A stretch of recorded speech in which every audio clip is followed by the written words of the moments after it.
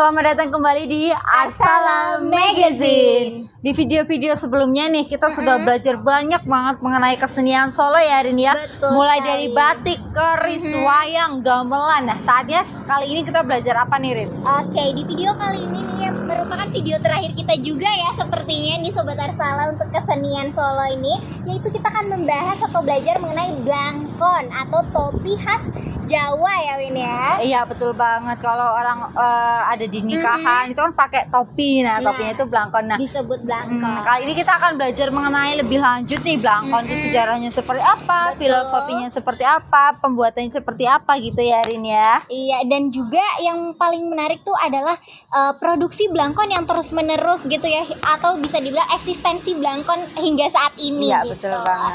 Jadi tanpa berlama-lama lagi nih Sobat Arsala, kita akan belajar lebih dalam mengenai blangkon itu tadi. Yuk ikutin kita sampai akhir. Yuk. Asal muasal blangkon diawali dengan pemakaian ikat yang merupakan pengaruh dari budaya Hindu dan Islam yang berdatangan ke Nusantara. Para pedagang dari Gujarat yang keturunan Arab selalu mengenakan sorban saat berjualan. Kain panjang dikenakan dengan cara dililitkan di kepala yang kemudian menginspirasi orang Jawa memakai ikat kepala seperti para pedagang tersebut. Kemudian pada saat zaman penjajahan Belanda, blangkon mulai dibentuk sedemikian rupa menyerupai topi. Dan pada saat itu terjadi krisis ekonomi, hal ini berpengaruh pada kain yang menjadi susah untuk didapat. Para petinggi keraton meminta pengrajin atau seniman untuk dibuatkan ikat dengan separuh kain agar biayanya jauh lebih hemat serta lebih mudah. Maka terciptalah bentuk ikat seperti tutup kepala langsung, yaitu blangkon. Setelah berkembangnya zaman, penggunaan ikat secara manual sudah tidak dilakukan lagi oleh masyarakat. Orang zaman sekarang lebih memilih untuk menggunakan blangkon karena lebih praktis dan mudah dalam menggunakannya. Blangkon ini telah dibentuk sedemikian rupa sehingga memudahkan cara pemakainya. Blangkon dibuat dengan bentuk yang padat dan tetap sesuai dengan ukuran per kepala penggunanya.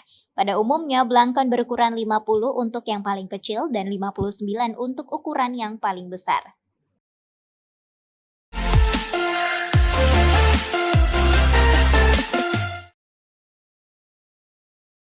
Blangkon gaya Surakarta dan Yogyakarta memiliki banyak perbedaan. Antara lain pada bagian mondolan atau bagian belakang pada blangkon gaya Surakarta berbentuk lebih tipis yang disebut dengan trapez.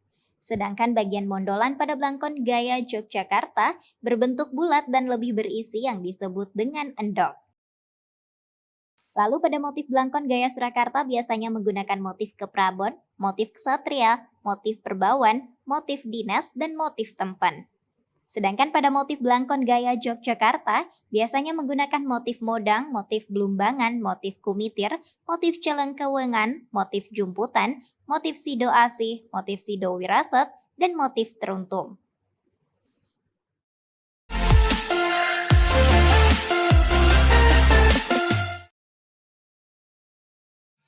Oke Sobat Arsala, nah setelah tadi kita udah belajar beberapa hal lainnya nih, nah saat ini kita akan belajar cara pembuatan blangkon itu sendiri ya Win ya.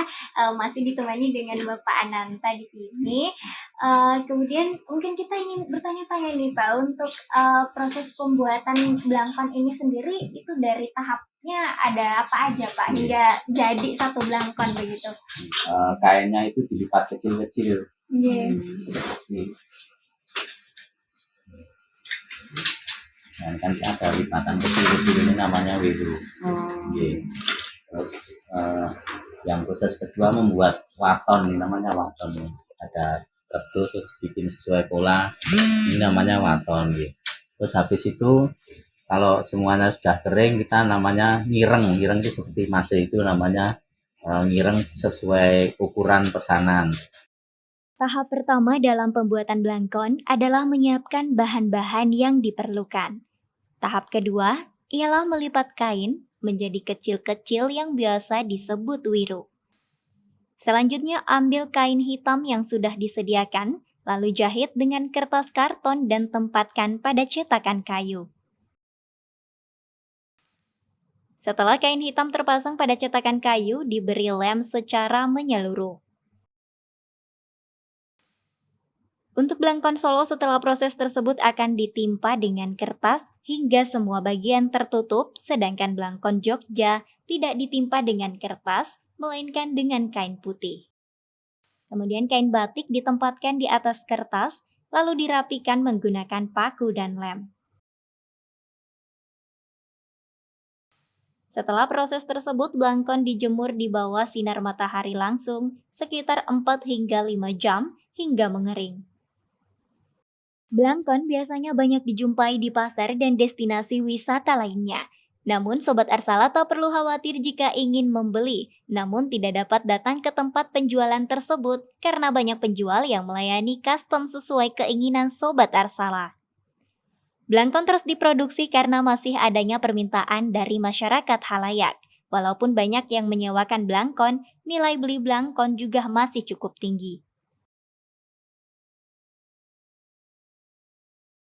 Oke, Sobat Arsala, kita tadi sudah belajar banyak nih mengenai Blangkon. Mulai dari sejarahnya, proses pembuatannya, dan juga bahan-bahan apa saja yang digunakan ketika membuat Blangkon ya, Rin ya. Betul Dan sekali. ternyata Blangkon ini masih banyak juga produsennya tidak tergerus oleh zaman ya, Rin ya. Iya, maksudnya ternyata seiring berjalan waktu selama kebudayaan itu masih terus dilestarikan, Blangkon tuh masih terus dibutuhkan ternyata ya Win ya. Iya, betul banget. Kalau dulu-dulu tuh Blangkon cuma dipakai untuk acara adat, Betul. di keraton, tapi sekarang Blangkon menjadi ciri khas Betul, untuk masyarakat orang-orang Jawa Iya, ya. betul banget. Heeh. Karena tadi kita tanya-tanya tuh ternyata banyak ya yang orang Jawa merantau tuh pakai Blangkon ke sana Betul, untuk untuk menjadikan identitas atau ciri Iya, khasnya dia betul sebagai orang banget. Jawa.